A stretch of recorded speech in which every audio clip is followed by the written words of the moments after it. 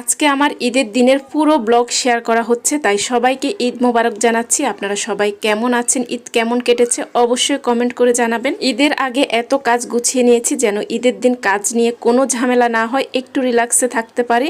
কিন্তু কোরবানি ঈদ বলে কথা, কাজ তো থাকবেই।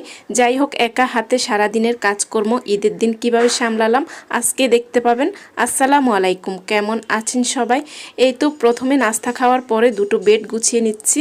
সকালে নাস্তা খাওয়ার আগেই কিন্তু ড্রয়িং ডাইনিং গোছানো হয়েছে। আমার মেয়ে বেড কভারগুলো দিয়ে দিচ্ছে। আর এখানে আমার বেডরুমের এই শোপিসটা খুলে গেছে, সেটা আমি গ্লুগান দিয়ে একেবারে ভালো করে লাগিয়ে নিচ্ছি। আর এই তো এখন আমার বেডরুমটা গোছানো হয়ে গেছে। আমার মেয়ে তার রুমটাও গুছিয়ে নিয়েছে, তবে আমি একটু ঠিক করে দিচ্ছি যাতে করে একেবারে নিখুঁত থাকে। বাসাটা গোছানো আর পরিপাটি থাকলে অনেক বেশি ভালো লাগে। আর এই রুমে নতুন এই বেড কভারটা দেওয়া হয়েছে। এই জানালায় সাদা একটা নেটের পর্দা দেওয়া হয়েছে, যেহেতু জানালাটা একেবারে সামনে আর বাহিরে গাছ দেখা যায়, তাই সাদা পর্দাটা দিয়ে একটু গুছিয়ে নিয়েছি। এখন পুরো বাসা গোছানো শেষ, আমি ঝাড়ু দিয়ে নিয়েছি।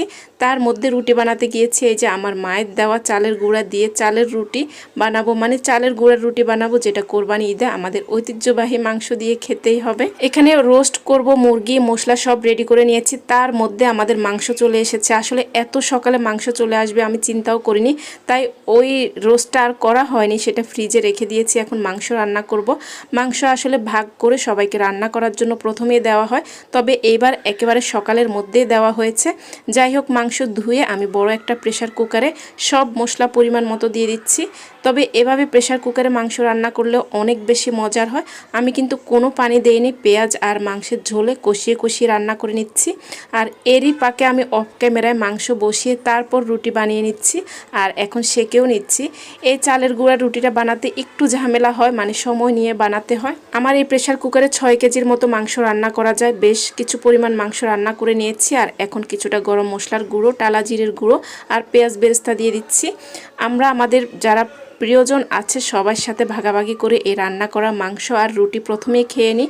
খাওয়া দাওয়া শেষ। আর এখন এই যে আরও মাংস চলে এসেছে, মানে ধাপে ধাপে মাংস আসা হচ্ছে। তবে এই মাংসগুলো একেবারে আমরা দুজন, মানে জিদনির বাবা আর আমি বসে ভাগ করে নিচ্ছি। 3 ভাগ করা হলে তারপর আমাদেরগুলো একেবারে ভাগ করে রেখে দিব, ধুয়ে তারপর ফ্রিজে রাখা হবে। আর এই যে আমি প্রত্যেকটা মাংসর প্যাকেটে একেবারে মাপ দিয়ে সমান করে নিচ্ছি, যাতে করে সবাইকে দিতে সুবিধা হয়, কারো কম কারো বেশি না হয়।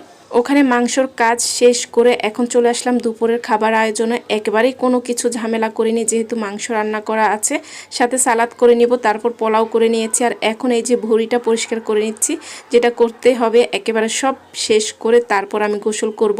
এদিক দিয়ে কলিজাটাও সেদ্ধ করে তারপর